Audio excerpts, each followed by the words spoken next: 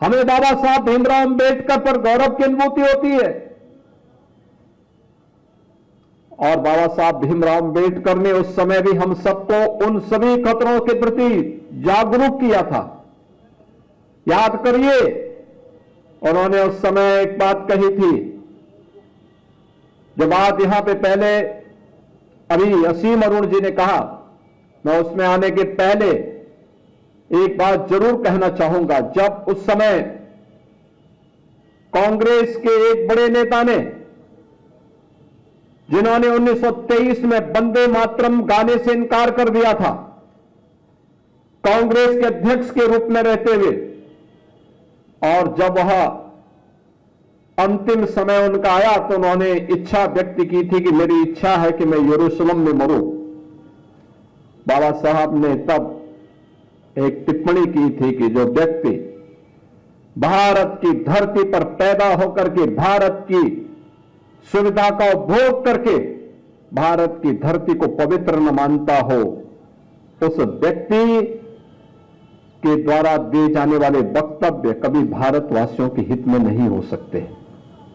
दुर्भाग्य से उस तुष्टीकरण की नीति पर चलने वाले दल न केवल भारत का अहित कर रहे हैं, बल्कि बाबा साहब भीमराव अंबेडकर का भी अपमान कर रहे हैं और इस देशवासियों को उनकी सुविधाओं से वंचित करने की कुत्सित चेष्टा का हिस्सा भी उनका है। हमें याद करना होगा इस बात को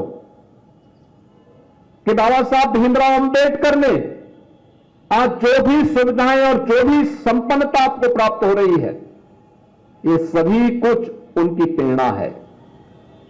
प्रधानमंत्री मोदी जी के नेतृत्व में नया भारत अपने महापुरुषों पर गौरव की अनुभूति करता है, उन्हें सम्मान देता है। पंचतीर्थ के निर्माण का कार्यक्रम हो या अनुसूचित जाति, जनजाति और पिछड़ी जाति के छात्रों को मिलने वाली स्कॉलरशिप और अन्य सुविधाएं, ये उसी क्रम का हिस्सा है।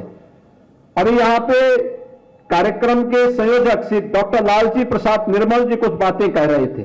उनके द्वारा कहा जा रहा था कि जो चतुर्थ श्रेणी के कर्मचारी हैं या संविदा के कर्मचारी हैं, सफाई कर्मचारी हैं, उनको उचित मानदेय मिले। हमारी सरकार ने तय कर लिया है, हमारी सरकार ने तय कर लिया। उसके लिए हमने एक कारपोरेशन का गठन भी कर लिया है और मुझे लगता है कि अगले 1-2 महीनों के अंदर ही यह सुनिश्चित हो जाएगा कि हर चतुर्थ श्रेणी के कर्मचारी को, हर सफाई कर्मचारी को, हर संविदा के कर्मचारी को न्यूनतम मानदेय देने की गारंटी सरकार उसको उपलब्ध करवा देगी।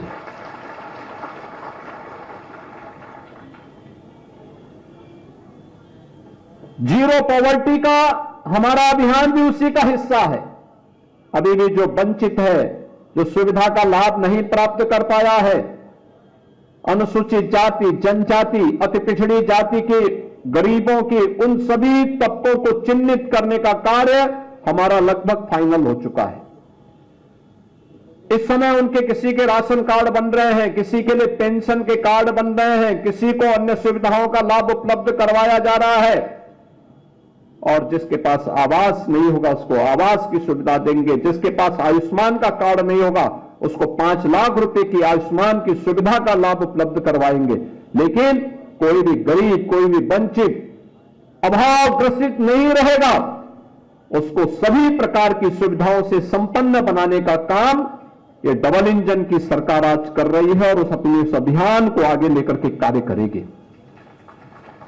आज हमारी सरकार एक अन्य महत्वपूर्ण निर्णय लेने जा रही है और वह निर्णय है कि उत्तर प्रदेश के अंदर जहां जहां भी बाबा साहब भीमराव अंबेडकर की मूर्तियां लगी हैं, उन मूर्तियों में अक्सर होता है कुछ शरारती तत्व आकर के मूर्तियों के साथ छेड़छाड़ करते हैं, क्षतिग्रस्त करने का कुत्सित प्रयास करते हैं। अब हमारी सरकार एक व्यवस्था बनाएगी, उन मूर्तियों की एक बाउंड्री वाल बना करके उनकी सुरक्षा की व्यवस्था करेगी। मूर्ति को जहां पर ऊपर से छत नहीं है तो उसके ऊपर एक छत्र लगाने का काम करेगी, जिससे सुरक्षित और सम्मानजनक ढंग से बाबा साहब भीमराव अंबेडकर की मूर्ति की सुरक्षा सुनिश्चित होगी।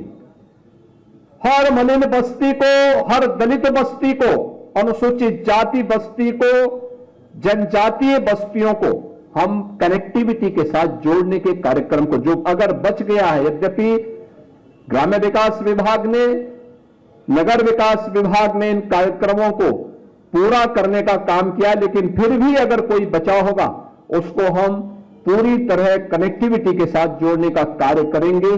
इस विश्वास के साथ मैं आज एक बार फिर से बाबा साहब भीमराव अंबेडकर की इस महापरिनिर्वाण दिवस के अवसर पर उनकी स्मृति को नमन करता हूं।